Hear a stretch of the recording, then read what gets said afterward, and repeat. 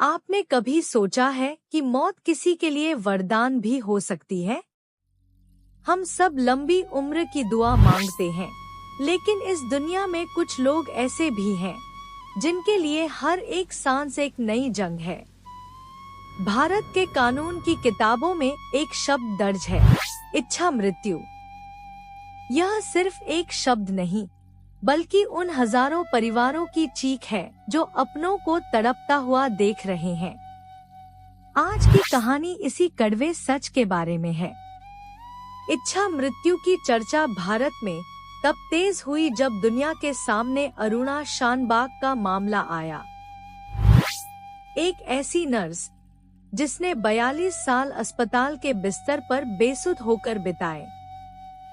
न वो मुस्कुरा सकती थी, न रो सकती थी। 42 साल तक वो सिर्फ एक जिंदा लाश की तरह पड़ी रही। तब देश ने पहली बार पूछा, क्या किसी को इस तरह मशीनों के सहारे तड़पते रहने देना सही है? क्या उसे सम्मान से जाने का हक नहीं मिलना चाहिए? इसी केस ने भारत में पैसिव यूथेनेशिया की नींव रखी। लेकिन कानून इतना आसान नहीं है। सुप्रीम कोर्ट ने इजाजत तो दी, लेकिन बहुत कड़ी शर्तों के साथ। इसे लिविंग विल कहा जाता है।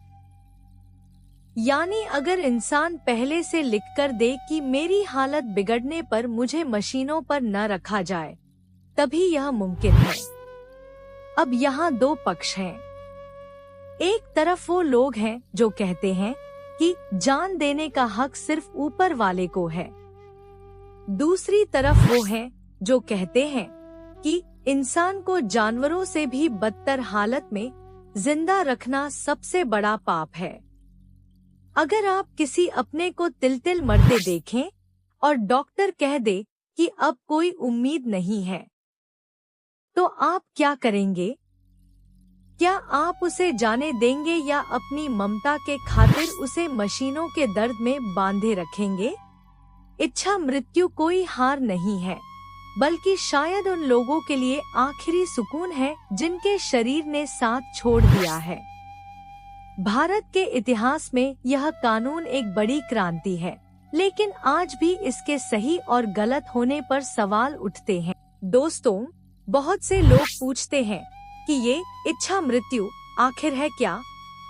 तो इसे आसान शब्दों में समझिए। जब कोई इंसान सालों से वेंटिलेटर पर हो, शरीर साथ छोड़ चुका हो और डॉक्टरी जांच में यह साबित हो जाए कि अब सुधार की कोई गुंजाइश नहीं है, तब ऐसी स्थिति में उसके परिवार वाले एक लंबी कानूनी प्रक्रिया से गुजरते हैं। जब कानून और मेडिकल बोर्ड अपनी मंजूरी दे देते हैं, तब उन मशीनों को धीरे धीरे बंद कर दिया जाता है जिनके सहारे वो सांसें चल रही होती हैं। इसे ही गरिमा के साथ विदा होना कहते हैं। मैं आपसे पूछना चाहती हूँ, अगर कानून आपके हाथ में हो तो आप इसे सही मानेंगे या गलत? क्या सम्मान के साथ मौत मांगना एक अधिकार होना चाहिए? कमेंट्स में अपनी राय जरूर लिखिएगा, क्योंकि आपकी एक सोच इस बहस को एक नया मोड़ दे सकती है। ऐसी ही और गहरी और सच्ची कहानियों के लिए हमारे साथ जुड़े रहें और चैनल को फॉलो करना न भूलें।